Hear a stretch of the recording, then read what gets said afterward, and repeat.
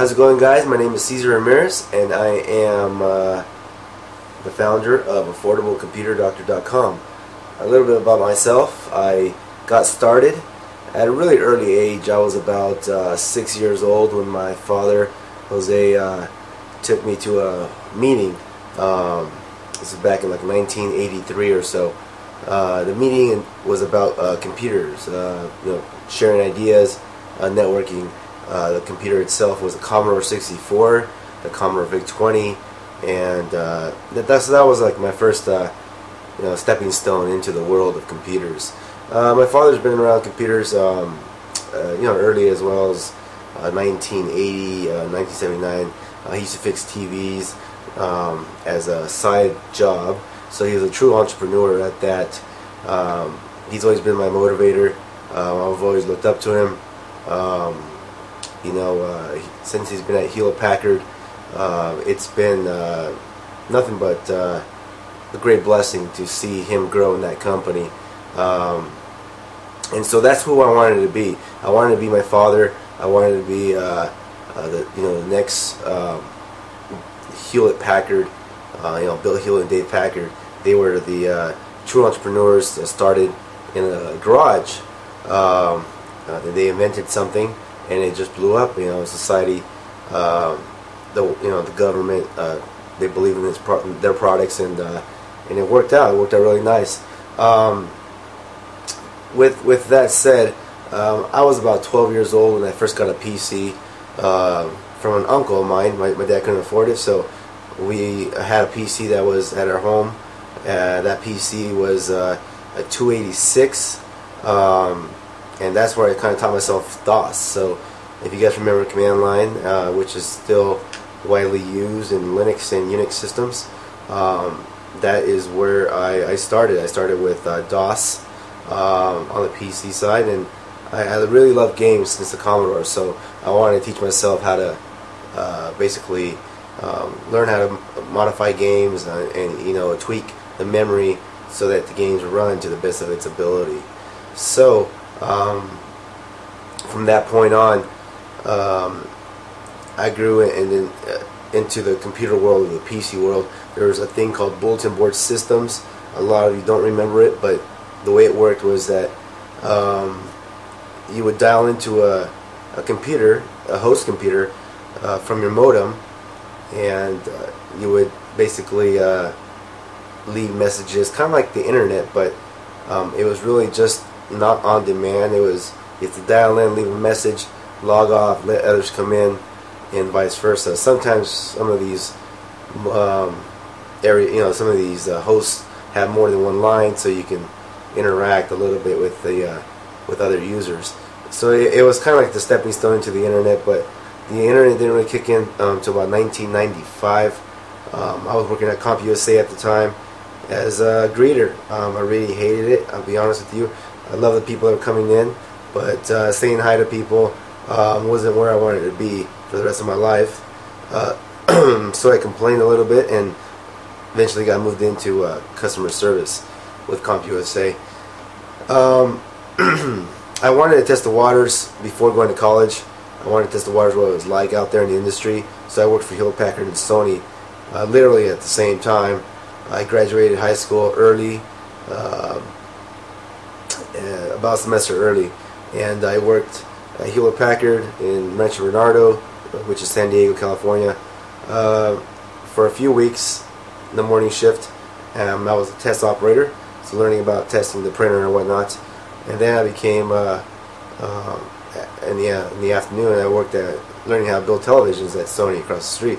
So that was not a long-term position. I just wanted to try what it was like, and it was definitely tough. So I went on, got my degree at Cal Poly San Luis Obispo. That's where I learned and networked with great people, companies. I worked at Hewlett-Packard every summer as an intern. I knew that's where I wanted to work. Hewlett-Packard was a place. I knew it since I was a kid. I grew, into the world of computers because of my father, and Hewlett-Packard tried around that whole idea. I knew that Hewlett-Packard was a place to be. So my first internship was in San Jose, California. great manager by the name of Aida Sabo. The company became Agilent now, so it changed, but I had an awesome time that summer. It was awesome. Can't even explain it. I flew in the corporate jet. They flew me to Colorado. I had a great time. With that said, I continued my education, came back again. They call them seed students, summer program kids, so for interns. I worked in San Diego, another internship in San Diego, doing pretty much the same thing, except this was back in Hewlett Packard. The other division became Agilent, and I was working with printers. So, excuse me, I'm kind of sick. But so the printers was where the San Diego division is all about. That's where everything is done. And at this point, I was enjoying what I was doing. I really was. But I started seeing a change in the market. I wasn't really happy with the way things were going as far as with companies. A lot of companies were outsourcing. So I started seeing this trend of outsourcing going on between about 2000 and on.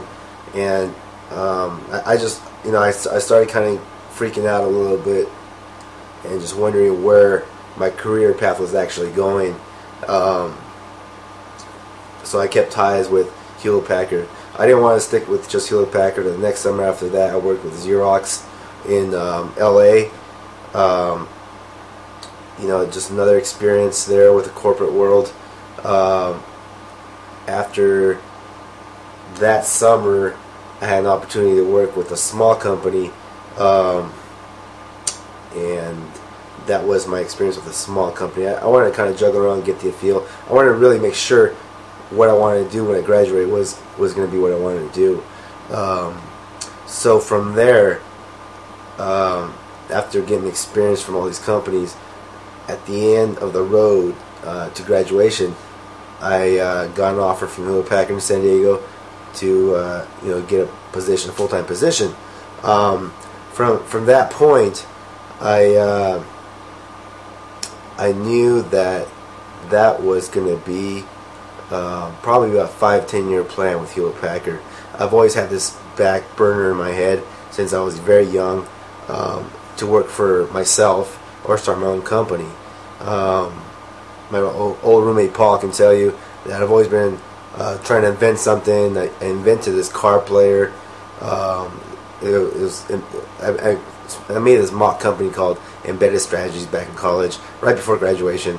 Invented this this MP3 car player. I call it the Carputer 3000. Got that name actually helped by a buddy of mine named Kevin Sigmund, so I'm going to give him a little credit, give me some support on that. And EmbeddedStrategies.com, actually I just kind of let it run out because I started seeing this trend of MP3 players coming in. I knew that everything was going into an embedded world, but so I lost mainly for the funds and not being able to market the product. I kind of let that project go. But long story short, upon graduation, the position at Hewlett Packard got canceled due to the merger and outsourcing within Compaq and Hewlett Packard. So I was really frustrated. Didn't really know what I was going to do. I took the dark side and joined as a temp at Hewlett Packard. Was extremely not happy. Temp companies, I don't want to bag on them, but they tend to not really support you. The company itself doesn't support you. You're kind of stuck in limbo. So if there's anything I can motivate those watching this video is, really don't get stuck in what I like to call the comfort zone of a temp job. It just doesn't feel right. I know some of you may be stuck in a position where you got families and that's what you got to do. But I got to tell you, it's just not a great feeling at all, especially because the benefits suck. I mean, they're not